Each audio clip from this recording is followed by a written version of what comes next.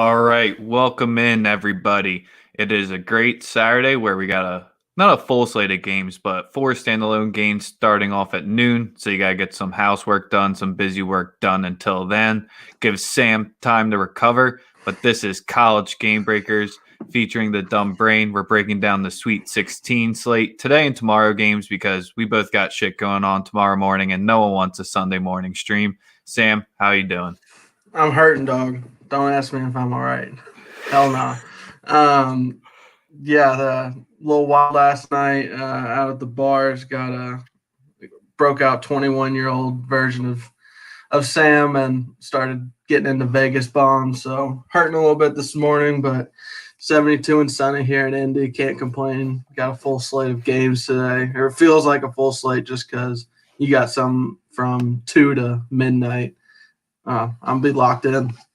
Yeah, and thankfully for you, you got your bets in last night before, so your brain was clear, but you missed out on the profit boost that everyone's giving out. So it's a win-win where, hey, boost doesn't matter that much when you end up going 8-0 today. Yeah, and exactly. Tomorrow. And I'm gonna be sipping on a gallon jug of water just so where I'm at mentally today. So perfect way to get into your live betting. I mean, there's a shit ton of news that's been going on in the college coaching carousel, but we're not getting into that. We're just going to preview the games, your best bets. So the first one tips off today is Oregon State, Loyola Chicago. You got the spread at 7, the total at 125. And yuck. Everything wants me to back Crutwig in this spot, but in a game where we might see at a total at 125, we might see 60 total possessions here.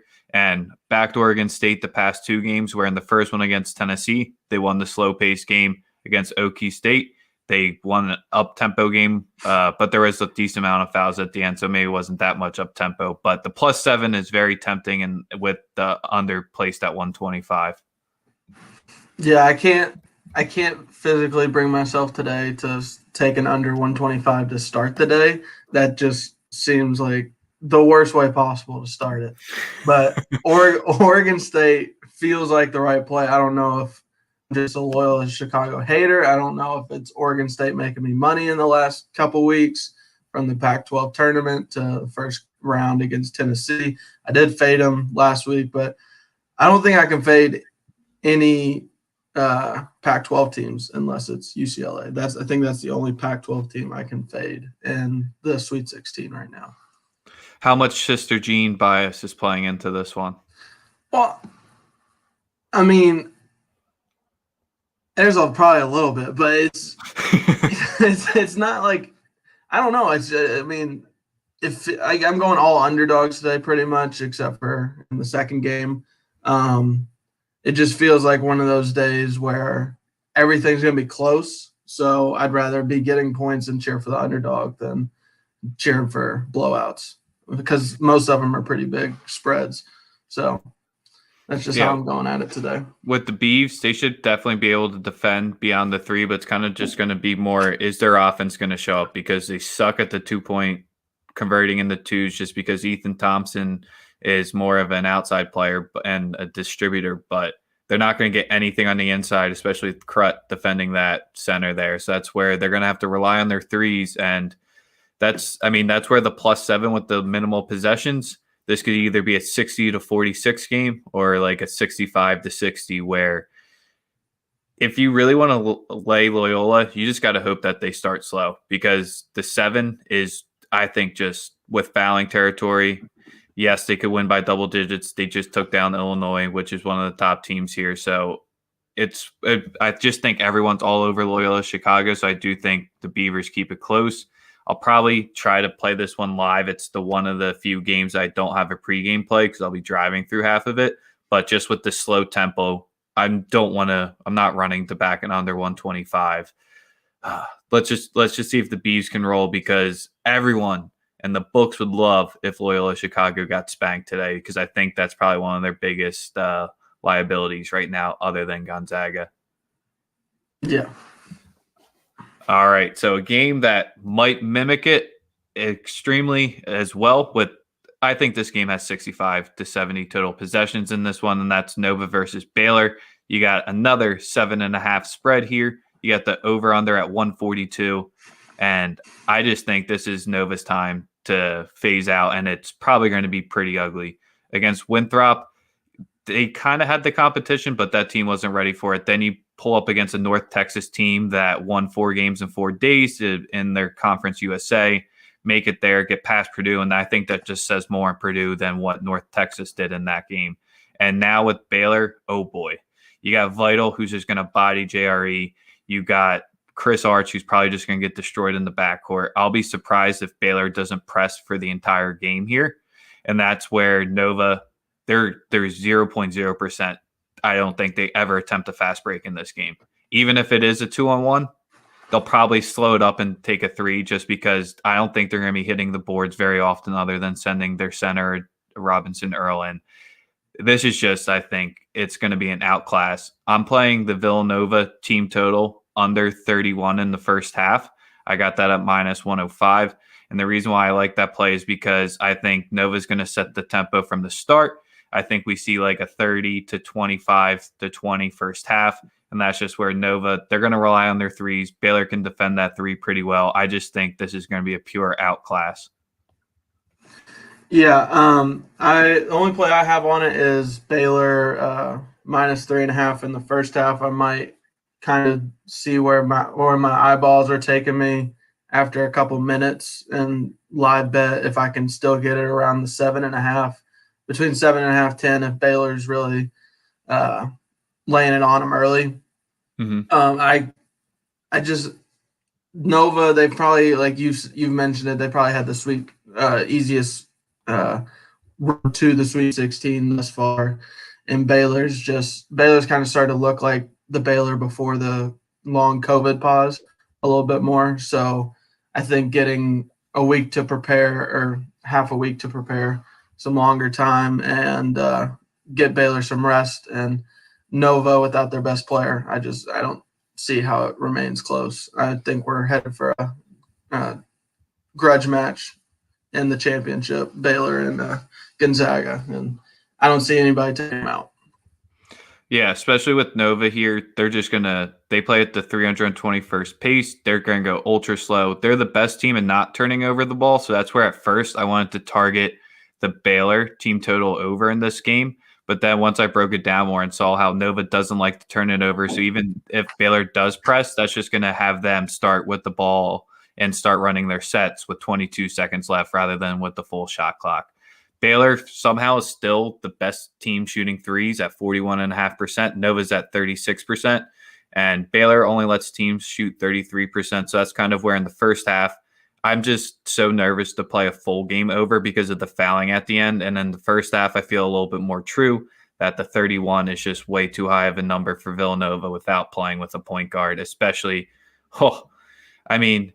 take your pick. Is Teague, Mitchell, Butler, who all on Baylor's just going to eat the entire game? That it's going to be the Vital versus Robinson Earl matchup kind of. I think that's going to determine the game, but this is going to be a great one to watch because Nova could keep it close with the possessions, but I'm not playing a 7.5. This seems like one of the games where it's just like Mayer just like sits out along the 3-point line and just starts raining some in. Yep. So just blowing out. I think it's a blowout. I don't think it's going to be too entertaining, but if you got money on Baylor, you'll enjoy it. All right. So maybe the game that everyone's most looking forward to that could potentially become a gross matchup, but we've seen these teams play each other before, Arkansas and Oral Roberts. We got the total at 157.5. Arkansas is laying minus 11.5. So that's where exactly where I wanted to go for this one, but I decided to take it a different angle, was the Oral Roberts money line, because I can get that like right around plus 500 right now. And if you just throw like 0.20 units on that wins you a full one right there. And that's just, if you want to play the trends, if you want to go how the recent games, Arkansas starts slow. They're usually a dog at one of the media timeouts. So if you get that plus 480 in your back pocket and then you can get a cheaper number on Arkansas, it's almost kind of a win-win situation there. The way I ended up going with this is kind of with the same reasoning, is I'm backing the Arkansas team total over 84.5 or 83.5, because the first time these teams faced up, Arkansas put up 87. And this is just where both of these teams play with top 50 tempo. I just think you're going to see an up and down game. The pick and roll is going to be the thing that determines it the most of how Arkansas can guard the Asmus Obenar thing that's gotten them to the Sweet 16 at this point. So that's where I really want to play the plus 480 or the 11.5, but I decided to stay off both of those and target the Arkansas team total, because if they can turn this Oral Roberts team over, and they're no solid team on defense, we've seen Florida get what they needed against them. Their offense was just better. So that's just where I'm going to back the better team here, not lay the 11.5 and think they get more than 84 points. Yeah, I think I've fallen in love with Oral Roberts. I've fallen into the trap. I can't quit him because in the last 2 games I've done the live bet money line on Oral Roberts each time, and I like this team because it's a team, like, it's the best team left in the tournament and one of the, I think, top 5 in the country for the entire season that makes free throws. So, like, whenever it's a close game, like it has been for them in each of the last 2 games, like a team that can make free throws in the tournament, you can never count them out. And I just think 11.5 is just too much. Even like it's a rematch, or Arkansas beat them by that amount earlier this year. But I don't know. I'm going with the hot team in the tournament. I don't think they win. I mean, I might change my mind and do the live money line again. It's hit the last 2 times. I can't really go away from it now. But if I get Oral Roberts around 200, I think I just need to see it with my eyeballs. If they're keeping it close consistently, yeah, I'm definitely going to hammer it again. So you're going to double down, because if you're laying the 11.5 with Arkansas, you're just hoping that everything breaks the norm from how their games have been going recently, because that's where you, with the 11.5, you could take an Arkansas like probably a -2 and just get a nice 9-point middle there. But if you want to double down and lose a little bit of that plus 480, then go for it, because I'll never talk anyone off against backing an underdog. So that's kind of where, if you're laying an 11.5, you're crazy. So that's why I'm going with the 84.5, because if they do hit the free throws, that means Arkansas is probably leading or having to catch up more. So that just gives them time to hit the over. The over 157.5 was interesting as well, just because when it's that high, I'm surprised that's not one of your plays, just because when you see that high total, you usually jump right on it. Yeah, I think in the tournament, I've just gone away from totals because playing the spreads has been working for me over the last few weeks. So now that you bring the 157 to my attention, it might be added to the card before tip off. But I mean, just hitting the free throw, like just getting to the line. Like, there's been so many games I've watched this year where, like, you're trying to cut into a lead, you get to the free throw line, and you just can't make your free throws. Like Trendon Watford the other day couldn't make a single free throw, and Michigan just continued to extend their lead. But I mean, it's such an underrated part of the game. But I guess it's just like the Indiana in me that's coming out. Like, just make your free throws. Like, every kid in Indiana just like shoots that free throw shot every day, like closing it out at practice and everything. So I don't know. I mean, I can't quit them. Might throw a little Taco Bell money on the live money line. Let's get it. Yeah. I mean, backing a team that hits their free throws is definitely the smart way to approach it, because one of the cold streaks that I had during the season, I realized that I was banking on the teams to stop turning over the balls and magically start hitting their free throws. And sometimes it just doesn't work for teams, aka Texas. And then you see what happens to them in the tourney. All right. The night slate, where this game can go one or two ways. It's either going to be fucking awesome, or it's just going to be the grossest of the gross games to watch. This is going to be me after the bar for 5 hours today. So I'm just backing the gross of the gross approaches here. And if it ends up being awesome, then we're going to have a fun time and find a live way to bet this game. But I'm taking the under 141 and under 141 at -105. Your spread's sitting at 6.5. Cuse is sitting at a +225 dog. And the reason why I'm just taking the under is I think the Syracuse hype always dies once you hit the Sweet 16. So that's where, and yes, they're shooting at an unreal pace. You saw the Buddy just getting over 20. It's hitting on our props that we're playing with each other. But that's just kind of where Houston, I can't say they're a good team against the zone, but the American Blue this year. So yeah, throw that out. And I just think it's going to be Houston's defense more than Syracuse's zone and their ability not to break over the zone, because Syracuse likes to play iso ball.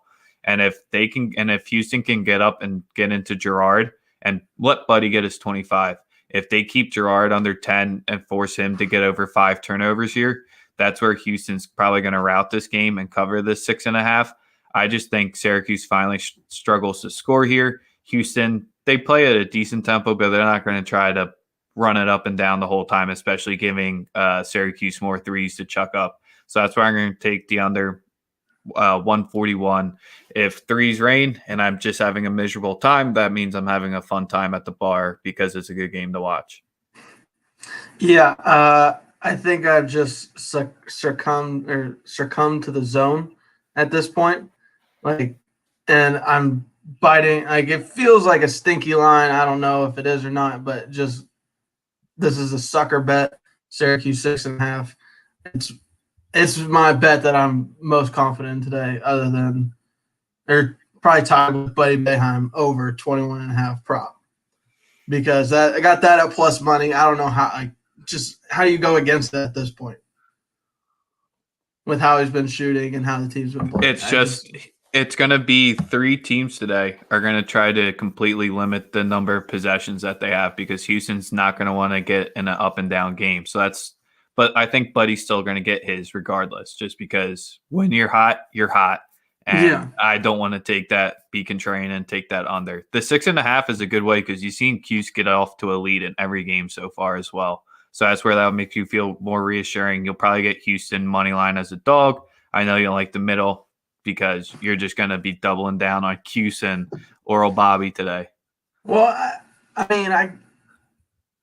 I can't go away from nothing I saw out of Houston. Granted, I didn't watch them at all during the regular season, but nothing I saw from them against Rutgers led me to believe they're an Elite Eight quality team. And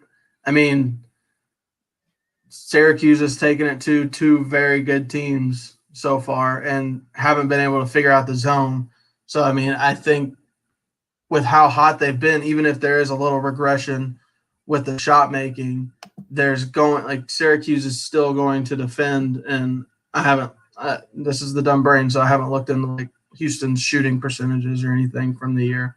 So yeah, they're going to have to try to shoot out the zone or get Syracuse in foul trouble. And I had nothing I saw out of Houston the other night made me believe that they can do that. The way that they make me believe it is against that Rutgers game, they just grossed it up. Neither team was good at offense. We talked about that before our show the last time, where I think it's going to be the same exact way. And Houston, it's hard to take their stats with a grain of salt with how bad the American was this year. I have to keep emphasizing that, because it's kind of like almost a non-con schedule, because teams shot 29.3% against them from deep this year for Houston. So I think, yes, you got to take that, but they're also allowing teams to shoot only 42% and 2, and that's the 5th best. So they have 2 of the best elite shooting percentages defenses. So that's just where, if Buddy still gets hot, I'm going to keep saying that so your bet comes through. I just think Houston grosses it up enough and keeps this under 141. Is there something to it, kind of with what Gonzaga has dealt with forever, where they just don't play anybody in conference and now they get to the tournament? Because I feel like Houston's been there for the last few years. They've been in the upper echelon of teams, and then they just continually fall short almost. Yeah, UConn's the only team out of the American that's won the ship, and that was one of their biggest competitions. And you had Cincy when Cronin was there. You had Wichita State a little bit ago once they came into it. So that's kind of where there's just so much up and down, and teams are just not 5 to 6 year consistency in the American that we've seen.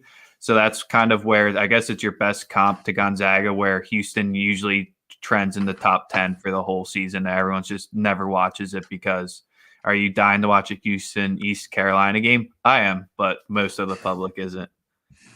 No. All right, we'll recap all of our bets at the end. We're going to run through Sunday's games real quick because we're both going to be having fun tonight, and we got our bets in early so that we don't have to deal with foggy brains tomorrow. I got no play on this one as of now, but Gonzaga, Creighton, minus 13.5 even. Over-unders at 158. I made it a goal so far. Haven't done it yet. I'm not going to fade Gonzaga this season. I just going to keep pinning it and keep saying it because I know in the championship I'm going to try to want to, and it's going to be the stupid play. And you saw them cover that. It was minus 12 against Oklahoma that they almost had no business covering. 14. Sure, it was 14. Yeah, they had no business covering that spread, and they ended up getting it here. It dropped another point, and I just think we see points here. That's why you see another over 158. And it's just, I just don't ever want to go against Gonzaga because even when Oklahoma almost played the perfect 12 to 14 minutes, Gonzaga was still leading. And you're just hoping for a backdoor at Creighton at this point because I don't think there's any value in thinking Creighton's going to pull this one off outright. Yeah, over 158 is a play you start the day with. Like that's a way to start the day. That's a fun way to start the day. But I've been a long-standing Gonzaga hater. Just I haven't believed in what they've done. Like until they get it done, like they're not gonna be like that in that group of like blue bloods or whatever for me. But that I'm not, if I'm going to be miserable and watching them make a title run, I'm going to make money on it. And I've bet them first half and full game, each game, and it's hit every time. So like I haven't done the full game yet, but I do have first half minus 7.5 for Gonzaga.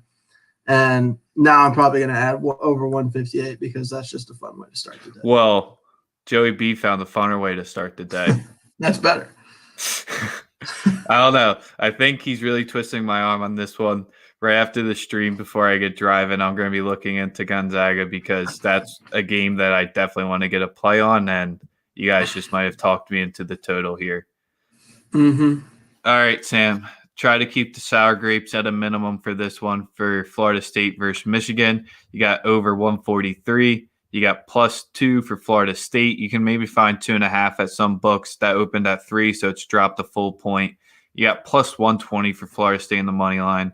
And as someone who had a Florida State Colorado over ticket, where Florida State just made Colorado look miserable that entire game, and their offense is solely run around McKinley Wright, so I wasn't too surprised that Florida State's size and length gave them a bunch of issues. Now with Michigan, is that same size and length going to give Hunter Dickinson the issues? He just seems to get in these weird mental funks every game for the past 4 or 5 times. Maybe it's the cameras just catching it, but this dude, man, he just freaks out and punches the seat almost once a game now, especially after he hurts his hand, which is you always love when you see a player get hurt and then he instantly like throws that hand at something. Always good method here. That's where at first I just wanted to jump all over the Florida State money line, but it kind of seems like I don't want to say they're the public dog because you're only laying 2 points, so it's hard to say they're a big dog here. But I just think it's hard to go against my boy Phil Martelli here, and I love what Juwan Howard's done with the squad. Even without Livers, they've found their way through with some help from the refs. But I just think I think the narrative gets through, and I think the refs want another Big Ten team to at least make it to the Elite Eight. So I do think Michigan wins this one, but I'm not laying a minus 140. I could probably get a plus price betting this game live because that's what happens when you get it on their 3 points. Yeah, no sour grapes. Michigan was a better team. It's fine. I will fully admit that, and I have no problem admitting it because if you lose your best player and still can withstand onslaught that LSU had in the first half, like full blown, and like still be winning and still win it by double digits, like all credit to you. Florida State, I'm on Michigan minus 2.5, but it's only because I've seen Florida State do 2 things that I can't trust the team to do after like I've seen it happen in the AC championship with all the turnovers. Like I think they got up to 25, 26. Can't trust you after doing that. And then they won the game, but I think they won without a three-pointer in their first game of the tournament. Like you can't be doing that. And Michigan has shooters, even though Livers is out. They still shoot 39, 40% from three as a team. So I'm sure the size will maybe give Dickinson some trouble down low. But the guy's a good free throw shooter if he can get some of Florida State's bigs in foul trouble and kick it out to all the guards that they have on the three-point line, like Eli Brooks, I think his name is, and Franz. Like get those guys shots outside. I think I'm not going to say anything on the refs because they were bad for both sides last time, not just against LSU, but if they keep calling it like so ticky tack, it's not going to be a fun game to watch. But I could jump on the conspiracy theory that they're trying to get a Big Ten team in the Elite Eight. So that's where with Florida State, if they do call it ticky tack, I don't know if you call in the Colorado game. I think they had 9 players played within the first 10 minutes of the game because FSU just runs everybody because they just want to play that tempo, get up in your face the whole time in the court. So if they do call it ticky tack, sure, Florida State could get the fouls, but if it translates over and you force Michigan's depth, which is still top quality, you just don't see. They more rely on a 6 to 7 man rotation, especially with Livers out now, than Florida State, who they kind of don't care who's out there at one point. The guy who gets the most percent of their minutes is MJ Walker, and he only gets 70%. Sure, that takes in time that he's missed, but more often than not, that's just kind of where that's kept me off Michigan State or Michigan pregame, just because I just think Florida State does end up to getting to a lead in the first half at some point, and that's when I'm going to turn it in. But Michigan doesn't force turnovers. So that's where Florida State is very vulnerable to there, and Georgia Tech's one of the best teams that forces it there. So that's where Florida State might get more possessions and more shot attempts than you expect, because even though they do bring pressure with you, they're not trying to force you to turn over that much, or they're just terrible at it because they rank 338th in the country. Yeah, I mean, I guess the depth. I know I've watched enough Florida State to see where their depth is at, and they have I guess 9, 10 deep with guys that they trust.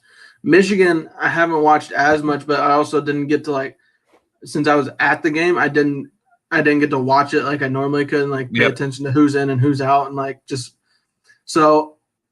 I mean, it seemed like they had plenty of quality depth for the team or for the game against LSU, but I couldn't tell if it was 7 guys or 8 guys that was getting in, or if they were keeping it to 6 or 7.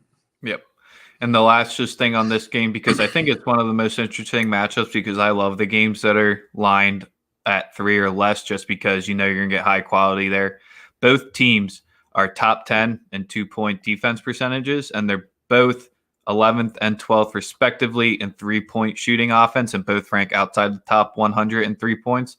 So that's kind of where, if I just didn't get burned by that Colorado Florida State over in the last game, I would 100% be jumping back at this one. But it's my rule of thought. The biggest way to do it is never rely on teams to make threes to get you the over. Find the ones that have terrible 2-point defenses and target those. So learned the hard way in that one, staying off this one. Live by the 3, die by the 3. Make it happen.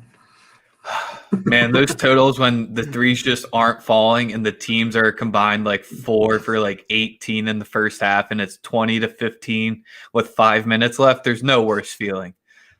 Hey, you saw with San Diego State, you can miss for 17 minutes or for 18 or 38 minutes, and then just 2 minutes of the game push you to the over. So that is very true. So one of the next 3 games are awesome. Strange that they're the Sunday night ones, because I think the Sunday slate's better than the Saturday slate here. We got UCLA versus Bama. Bama laying 6.5 over 145.5. I'm laying the 6.5 with Bama here, because last game I was riding the Terps, seeing how long that one could do it. Got one, got smoked in the other one. Kind of could throw up that ticket nice and early. So it's where it's at. Flipping back. So that's never makes me feel great when I faded the team at the same number. Now I'm going to back them at the same number against UCLA. And this is where Cronin's going to limit the possessions here. But we've seen Cronin's UCLA is not that reliant on his defense like he was at Cincy. He's more into the offensive play here.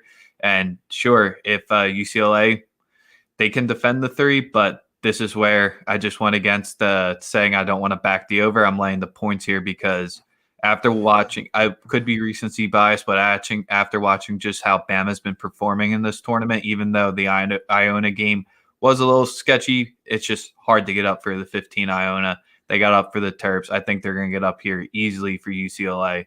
And I just the depth of Alabama or the pure quality is better because I just don't see Tiger, Camel, and Vasquez getting it there. If Juzang's going to beat me because he's one of my favorite guys to watch this season, go for it. But when all the projections have this at a -3, the books have it at -6.5, the model brain's telling Rex to be all over UCLA here, but we're rolling with the Tide. Yeah, it's just not fair. I hate it. It sucks that Alabama's good at basketball too. I hate it so much. It makes my soul hurt. But yeah, I mean, I can't. This is the only Pac-12 team that I'm fading. So I don't know if it's just I don't know. Well, that's wrong. You're fading one in the next game, technically. Well, technically, yeah, I guess. But I'm also not I'm also not fading one. So but Alabama, like I've seen them.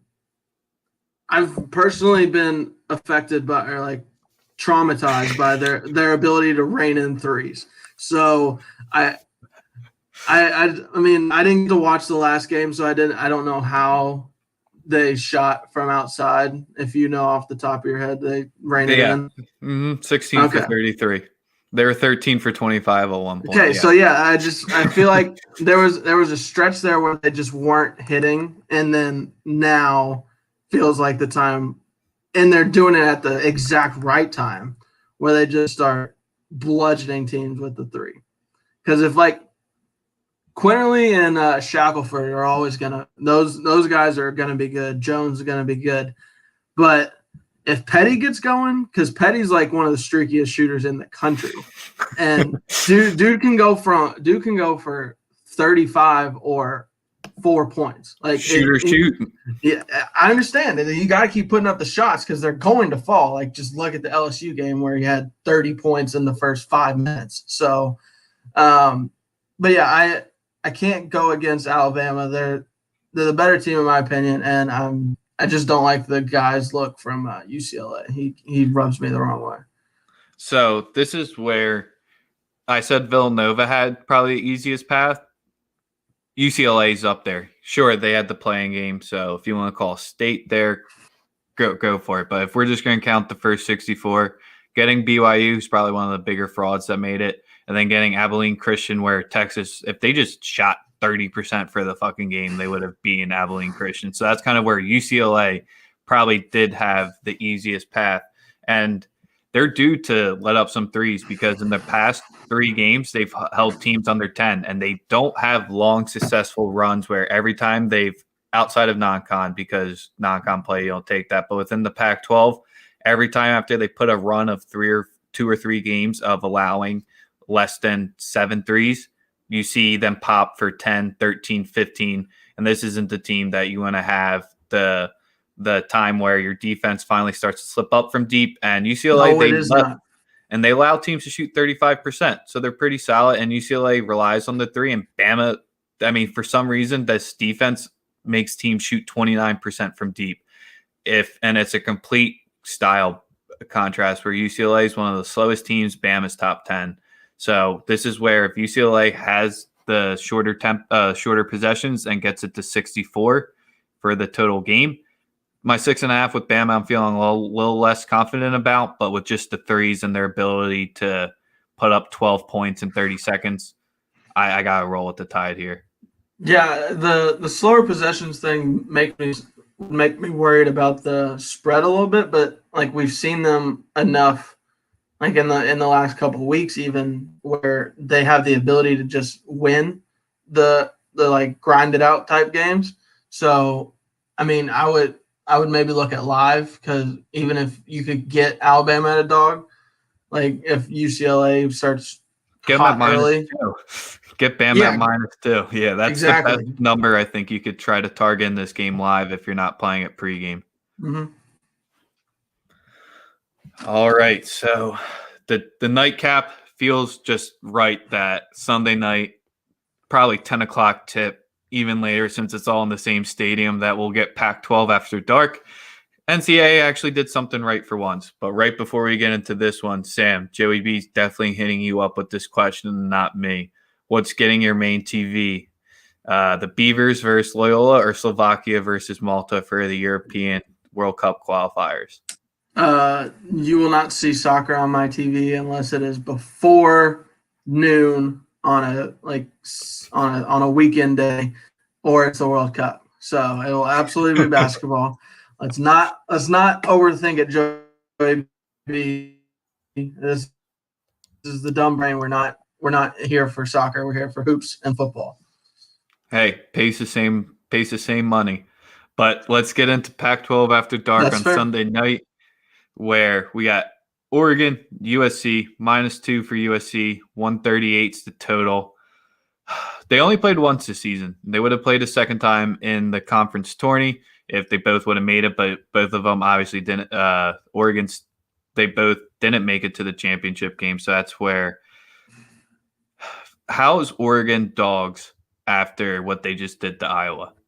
That was like the first thing that jumped out to me because I thought I was going to be laying a USC +3 and hating myself in this game. But now this is the one where it's the line's just not agreeing with me.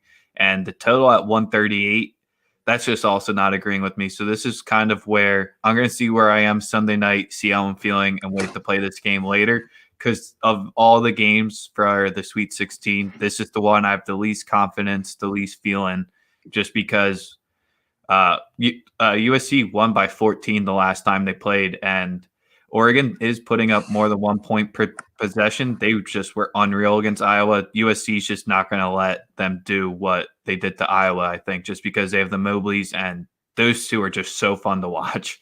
So that's kind Yeah. of where I might just sit back, relax, and watch this one. But I know I'll end up investing at some point Sunday. Yeah. Boy, oh boy, am I just hook, line, and sinker because I like +2 is locked in. I don't know, like it stinks, but after watching what Oregon, I guess it was just Iowa's defense, but after watching what Oregon did in that game, like how do you not go with them? I guess I saw what my eyes saw, but and I also didn't get to see what UC or what USC did. So I didn't like Kansas coming into the tournament, so I guess the size of the win impresses me, but them beating Kansas doesn't really impress me. It will be nice to see both the Mobleys kind of on the big stage for once, since nobody really gives them any attention in the Pac-12 during the regular season, unless you're a degenerate or just living out on the West Coast. But yeah, I you threw me off a little bit earlier whenever you said they were all in the same arena. I had to go double check that. I had to fact check you a little bit. They're not. So Oh, you're shit. gonna get an on-time tip-off. Damn. See, this is why it needs to be in Indy every year. You can have 4 games all day. You can tip them off on time. It's perfect. Everything's running smoothly. You don't have to do the thing where you have Nice. 45 minutes between Mhm. and you get the perfect transitions, like buzzer beater right into second half tip off like we got last week. And they delay the tips too sometimes as well, especially for Sweet 16 with the standalones. They'll delay it. Being at the bar with them being at the different sites now, this is going to be this is going to be a great night for Rex, but it could be a bad night. That's where with this Oregon USC, we saw Garza get his, and I think Oregon was just completely okay with Garza getting his because it's kind of the same mentality where Houston will let Buddy get his, just don't let anyone else do it. But this time, USC might have too many big guys for them to match up with because Oregon doesn't run like a traditional center. and they don't run anyone with that much of size for a while. For this game, Lawson might have to get some more run unless they're really going to rely on Eric Williams Jr.